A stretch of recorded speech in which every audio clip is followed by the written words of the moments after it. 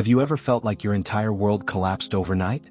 Like the ground beneath you vanished, taking with it everything you relied on, your stability, your identity, your sense of direction?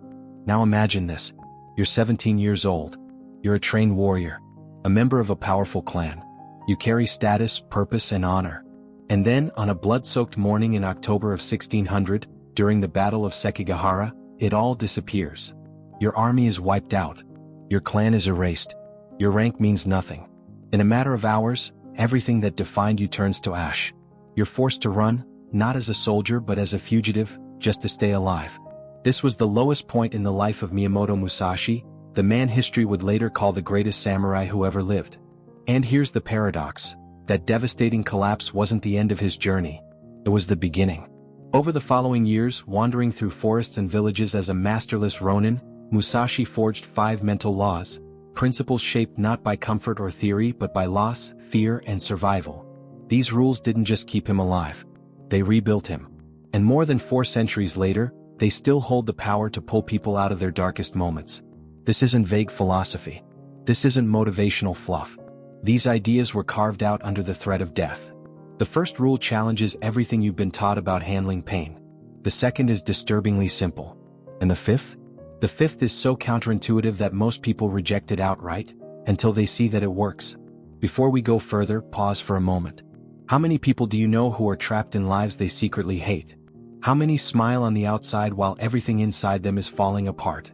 If you're still listening, it's because something in you recognizes this struggle. And that recognition isn't weakness, it's strength. Because the moment you admit something must change is the moment transformation becomes possible. So take a breath. Stay with me. What you're about to hear could be the difference between repeating the same cycle of suffering, or finding the strength to rebuild from nothing. If these principles helped a 17-year-old who lost everything in a medieval war, they can help you too. Let's go back to October 1600. Musashi stood on the plains of Sekigahara, the most decisive battlefield in Japanese history. 80,000 warriors faced another 80,000. In less than 6 hours, the future of Japan was decided. Musashi's side was annihilated. Tens of thousands died. The field was littered with bodies and severed heads. And somehow Musashi survived. But survival wasn't victory. In the samurai worldview, dying honorably was preferable to living in disgrace. Escape meant shame. It meant failure. It meant the destruction of everything he believed himself to be. Now imagine being a teenager in that position. Your past is gone. Your future is uncertain. You're hunted like a criminal. What would you do? Most people choose one of 2 paths. Some end their lives to preserve honor. Others live on, but trapped in bitterness, regret, and self-destruction. Musashi chose a third path. And it changed everything. Rule 1. Accept the brutal reality. Musashi stopped fighting what had already happened. That sounds simple, but it's one of the hardest things a human being can do. Our minds are wired to reject pain. When disaster strikes, we move through denial, anger, bargaining, anything to avoid facing the truth. This shouldn't be happening. This isn't fair. If I do this, maybe it can all go back. Musashi skipped that cycle. He looked at the ruins of his life and asked one question, all right, this is reality now. What's next? Not, why me? Not, this shouldn't have happened. Just what now? That shift is powerful. Because the moment you stop resisting reality, you stop wasting energy on the past, and free it for action in the present. Think of it like this. If you're trapped in a burning house, screaming that the fire shouldn't exist won't save you. Finding the exit will. Acceptance is not surrender. It's strategy. Modern psychology confirms this. A Harvard study following people through severe trauma, job loss, divorce, death, found something striking. The fastest recoveries didn't come from those who suffered less. They came from those who accepted the new reality sooner. Because acceptance unlocks the only question that matters. What do I do now? Given that this has already happened, Musashi asked himself, what is my next move? That single question led him to the second rule. But before we go there, let me ask you something. What are you refusing to face in your own life right now? What situation are you pushing away, hoping it will somehow disappear, while the resistance itself is causing even more pain? Because here's the truth. Until you accept where you stand, you cannot move toward where you want to go.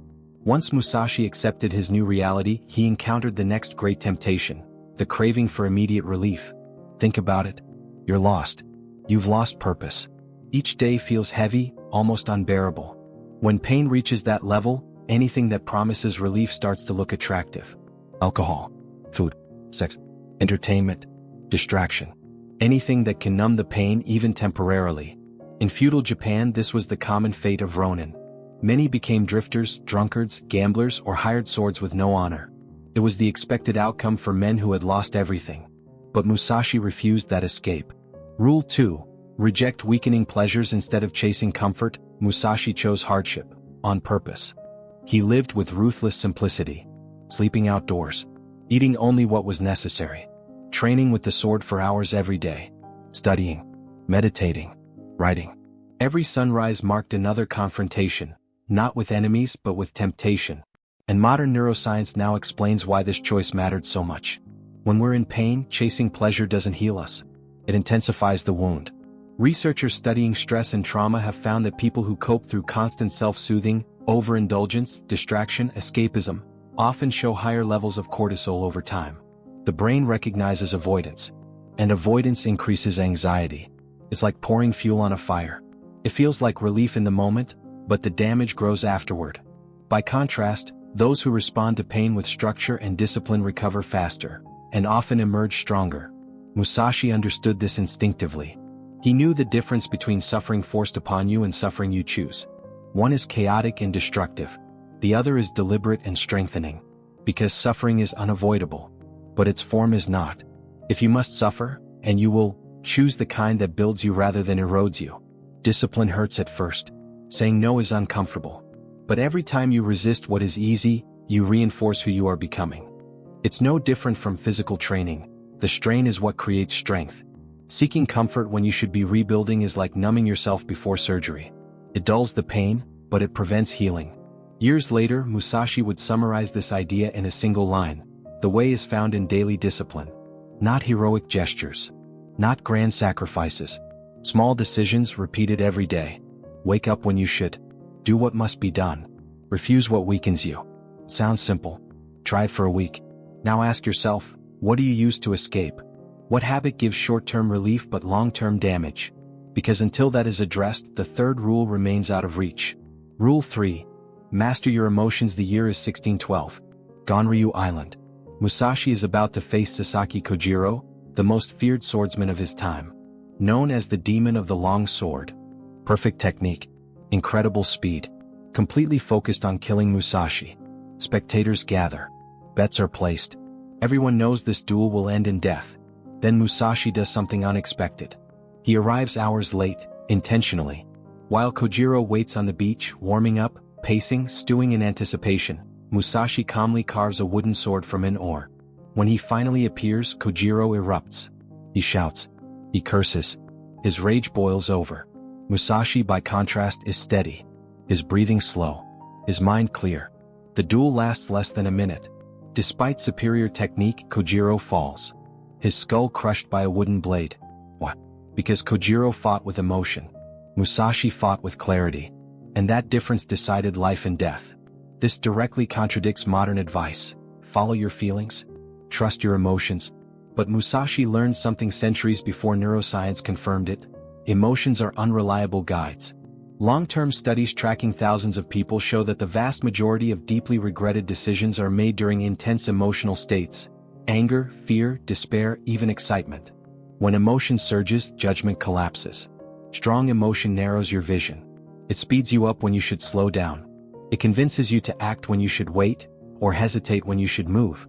Musashi didn't eliminate emotion. He mastered it. That's why you send that message when you're angry, and regret it 5 minutes later. That's why you spend money you don't have when sadness hits.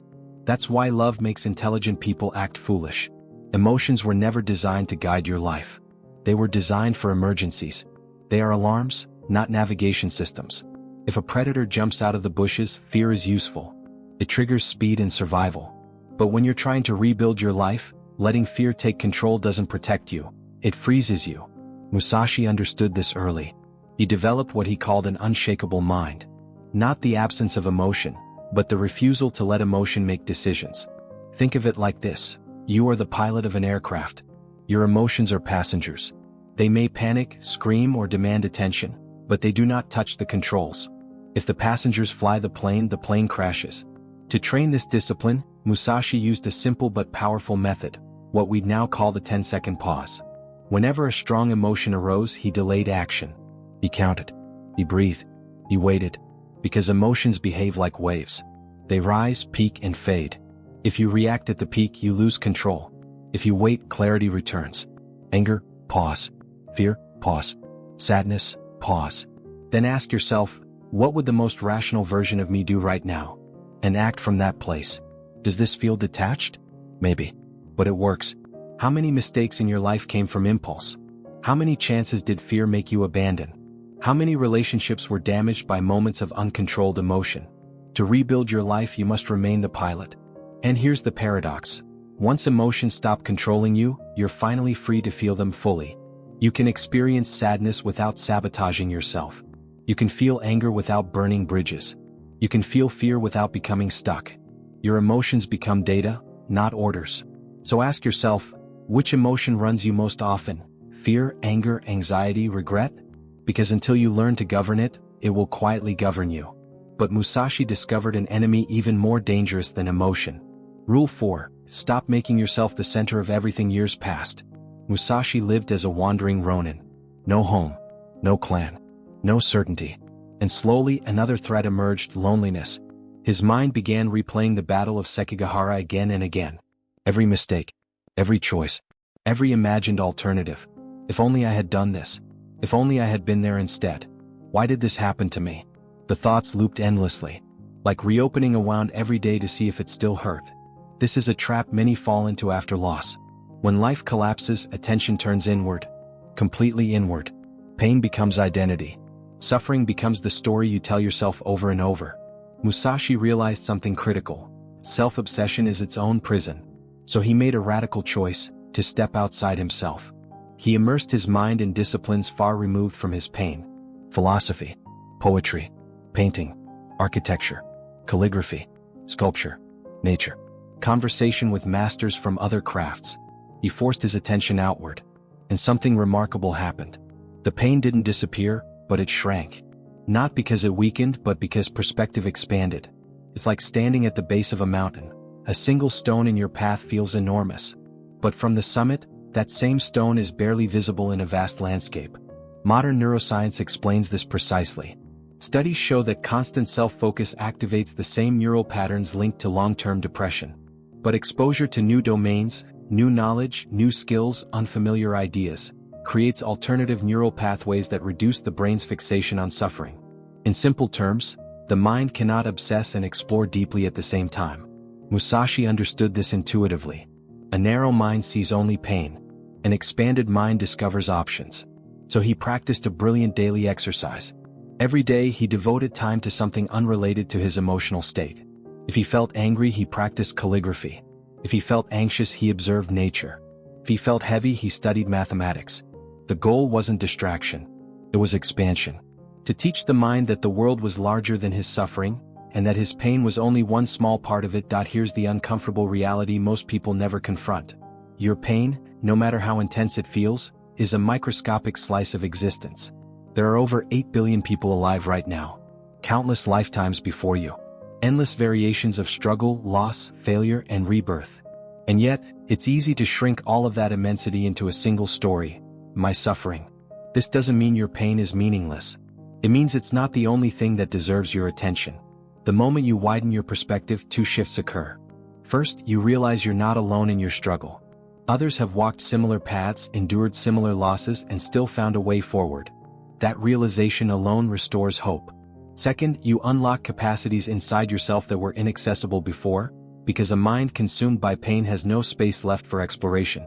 It's like owning a vast mansion but choosing to live your entire life in one dark room, unaware of what else exists. Musashi turned this expansion of mind into an advantage. While most warriors focused exclusively on combat, he studied everything: art, philosophy, nature, strategy, culture. As a result, he became unpredictable, creative, capable of solutions others couldn't even imagine. The same principle applies to you. When you stop endlessly circling your problems and start feeding your mind with unfamiliar knowledge, your ability to solve those problems multiplies. A stagnant mind produces repetitive answers. A growing mind creates new paths. So ask yourself honestly, When was the last time you learned something completely unrelated to your pain? Because without growth, even intelligence becomes a cage. But there is one final trap, more subtle than all the others, that can erase every bit of progress. The final enemy. By the year 1645, Musashi was a legend. Undefeated. More than 60 duels won. Author of the Book of Five Rings, a text still studied centuries later by leaders, athletes, and strategists. Yet in a private letter to one of his students, he confessed something unexpected. The most dangerous enemy I ever faced carried no blade. That enemy was envy. Even after mastering discipline, emotional control, and perspective, Musashi found himself poisoned by comparison. He saw warriors who had kept their clans, their status, their recognition, and resentment grew quietly inside him. Why them? Why not me? Why did loss choose me? Comparison drained him. Because no matter how much you improve, someone will always appear ahead of you. Rule 5. Gratitude as strategy, not shallow positivity. Not pretending everything is fine. Deliberate gratitude. Musashi trained his attention to focus on what remained instead of what was lost. He had his life, his health, his freedom, his skill, his knowledge, the chance to reinvent himself completely. Modern neuroscience supports this with clarity. In a study involving trauma survivors, participants were divided into two groups. One group spent time each day focusing on what they had lost. The other focused on what they still possessed. After 1 month, the differences were dramatic. Those fixated on loss showed heightened fear responses and reduced reasoning ability. Those practicing gratitude showed stronger cognitive control, lower stress responses, and increased levels of neurotransmitters associated with well-being. Gratitude wasn't emotional fluff, it rewired the brain. But Musashi discovered a critical detail. Gratitude must be specific. Not, I'm grateful for life. But, I'm grateful my body endured today's training. Not, I'm grateful for health. But, I'm grateful my hands were steady when it mattered. Specificity forces the mind to notice reality instead of defaulting to complaint.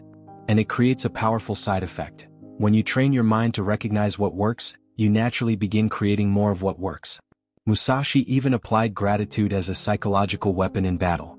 Fighters focused on what they might lose entered combat tense and fearful. Fighters focused on what they hoped to gain fought desperately.